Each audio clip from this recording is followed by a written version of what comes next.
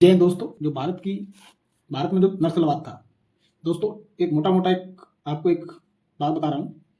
नक्सलवाद नक्सलवाद के बारे में आज हम पढ़ रहे हैं। नक्सलवाद नक्सलवाद नक्सलवाद एक उग्र वामपंथी वामपंथी यानी कि माओवादी माओवादी क्योंकि माओवादी इसलिए था क्योंकि ये माओ तेसुंग एक नेता थे चाइना के। उनके विचारधारा को मानता था। नक्स आंदोलन आंदोलन था आंदोलन था जिसकी शुरुआत जिसकी शुरुआत जिसकी शुरुआत 1967 में पश्चिम बंगाल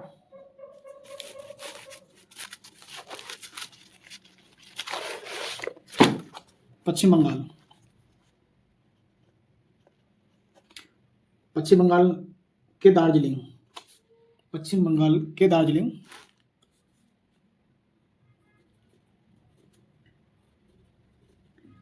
दार्जिलिंग जिले के नक्सलवाड़ी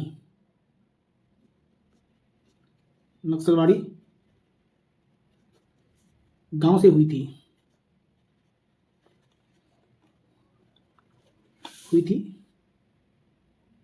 इसलिए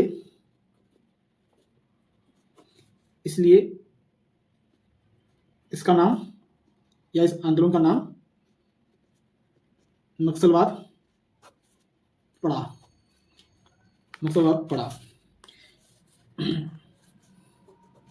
इसके प्रमुख नेता भारत में इनके प्रमुख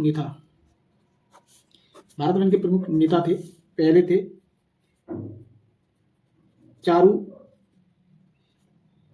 मजुमदार और दूसरे जो थे इनके नेता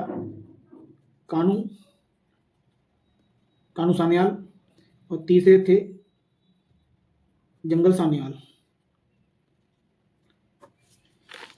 तो दोस्तों नक्सलवाद, अच्छा दोस्तों, इसका नाम नक्सलवाद ये आया कहां से था?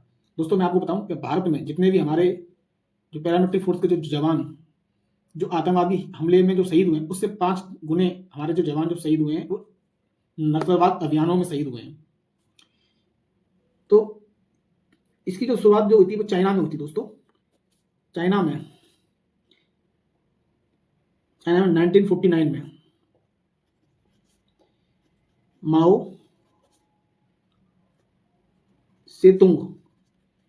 सेतुंग की विचारधारा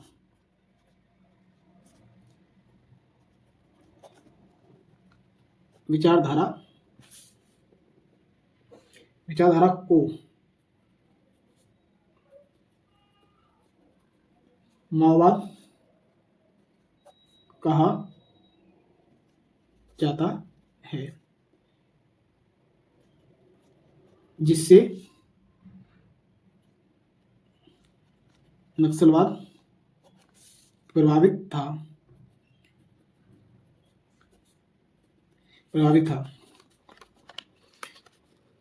दोस्तों जब शीत युद्ध हुआ था अमेरिका और रसिया में, तो अमेरिका ने चाइना और रूस की निगरानी के लिए नेपाल को चुना था। नेपाल से ही वो चाहता था कि रसिया और चाइना पर निगरानी की जाए। तो चाइना ने एक सोच, एक विचारधारा, एक आंदोलन नेपाल में खड़ा किया था। तो उसी से प्रेरित होकर नक्सलवाद का जन्म भारत में भी हुआ था। और नक्सलवाद को जो भी हथियार वगैरह जो मिलते थे वो चाइना और पाकिस्तान से मिलते थे। मेन बात ये थी कि हमारे जो, अच्छा, इसके कुछ महत्वपूर्ण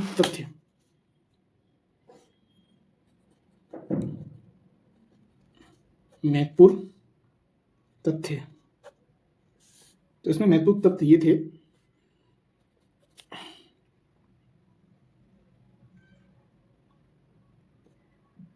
आजकल जो क्षेत्र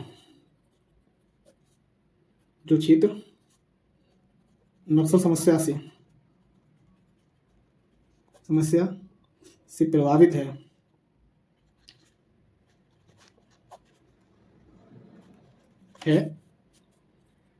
जिसे हम समानतः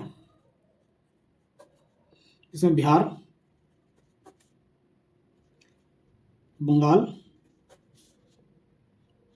झारखंड,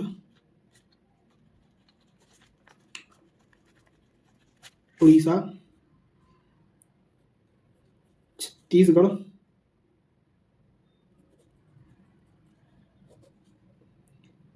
आंध्र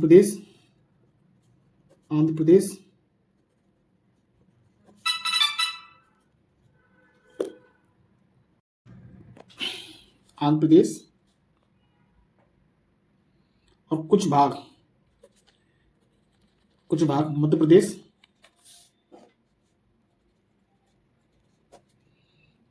महाराष्ट्र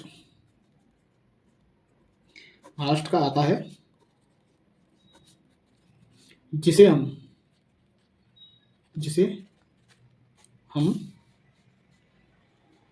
रेड कॉरिडोर कहते हैं।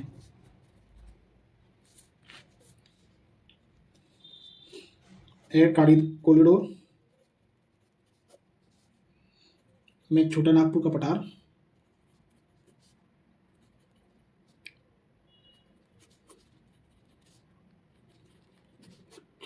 पठार, है, जिसमें खनिज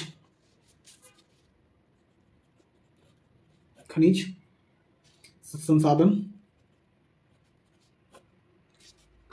है, जैसे बॉक्साइट एक है जिससे स्टील बनती है। बॉक्साइट, कोयला, अब्रक,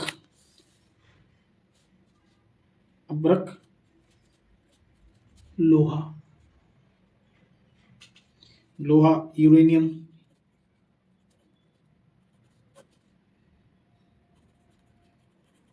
आदि खनिज निकलते हैं।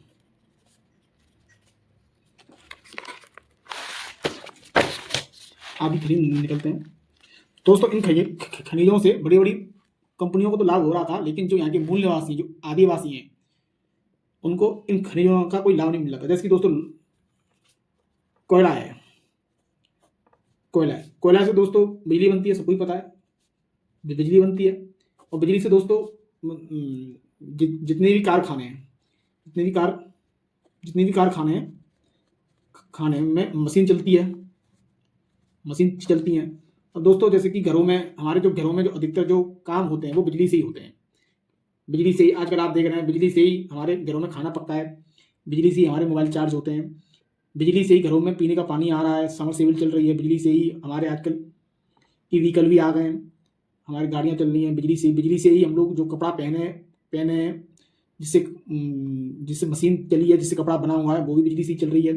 तो दोस्तों जो रोज़मर्रा की जो चीज़ों में जो भी हो रहा है वो सब बिजली से बन रहा है, और बिजली बन रही है कोयले से। हमारे भारत में कोयले से जो बिजली बनती है वो दोस्तों करीबन आधी बिजली हम लोग कोयले से ही बना रहे हैं। तो जब कोयले से ही सब कुछ हो रहा है, कोयले से बिजली बन रही है और बिजली से ही सब कुछ हो रहा है, मोबाइल बिजली, यहाँ तक कि जूते चप्पल जो भी हमारे जो फैक्ट्रियों में जो बन रहे हैं वो भी बिजली से ही बन रहे हैं, जो फैक्ट्रियों में जो मशीन चल रही है वो भी बिजली से चल रही है, और बिजली जो बन रही है वो कोयले से बन रही है।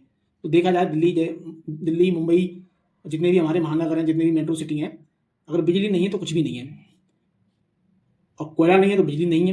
तो दोस्तों उस क्षेत्र से जो रेड कॉरिडोर है, इसमें से कोयला लोहा निकाला जा रहा था, लेकिन जो मूल निवासी थे, जिनकी ज़मीन में ये कोयला लोहा जो था, लेकिन उनको वहाँ कुछ लाभ नहीं हो रहा था। मैं पर्सनल अपना अनुभव बताता हूँ। मैं छत्तीसगढ़, झारखंड, बिहार, उड़ीसा जैसे क्षेत्रों में गया हूँ। विकास के नाम पर यहाँ दोस्तों कुछ भी नहीं है।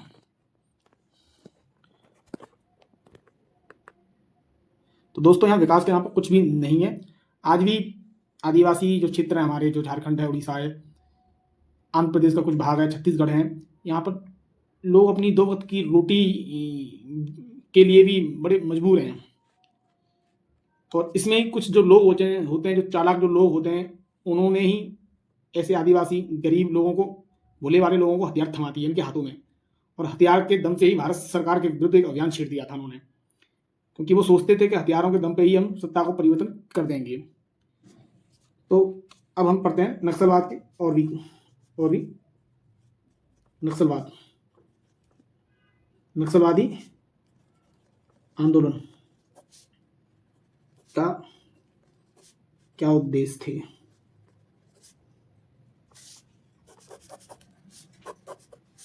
तो इसका जो पहला जो उद्देश्य था,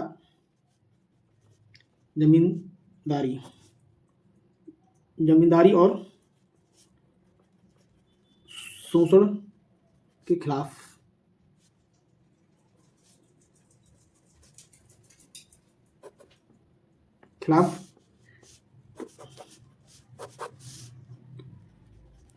आज भी बिहार,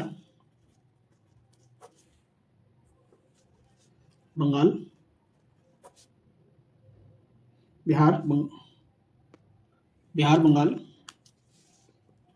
झारखंड, छत्तीसगढ़, उड़ीसा आदि राज्यों में देखा जाता है कि गरीब आदिवासी क्षेत्रों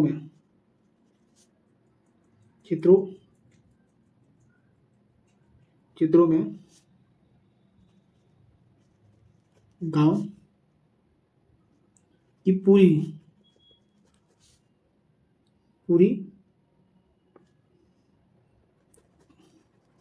कृषि योग्य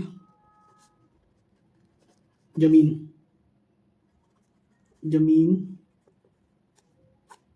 की होती है,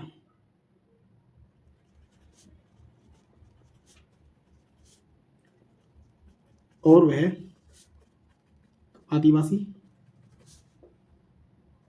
वह गरीब वर्ग के लोगों का शोषण करता है। दूसरा इसका एक कारण हम मान सकते हैं, भूमिहीन किसानों को जमीन दिलवाना।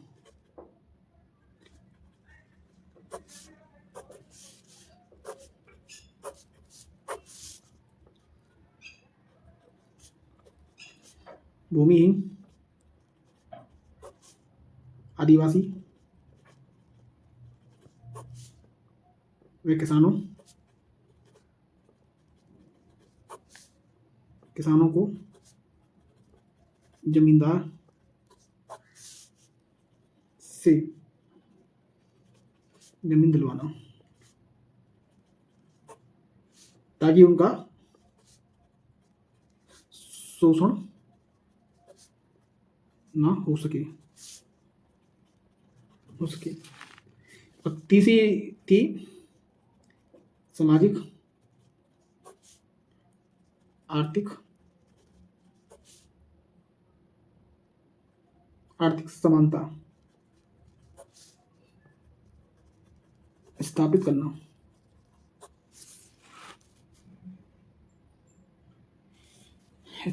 करना।